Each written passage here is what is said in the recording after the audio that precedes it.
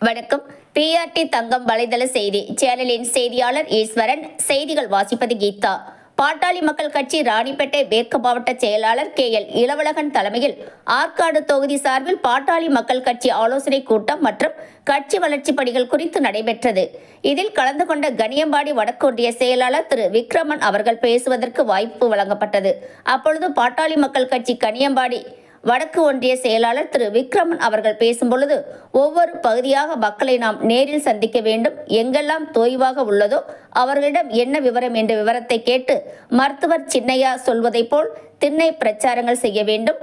மக்களுக்கு என்ன தேவை என்பதை பார்த்து அதற்கு ஏற்றவாறு நாம் செயல்பட்டு பாட்டாளி மக்கள் கட்சியை பலமான கட்சியாக வருகின்ற 2026ஆம் ஆண்டு நடைபெறவுள்ள தேர்தலில் நமது பாட்டாளி மக்கள் கட்சியின் மாநில தலைவர் மருத்துவர் சின்னையா கரங்களை வலுப்படுத்த வேண்டும்.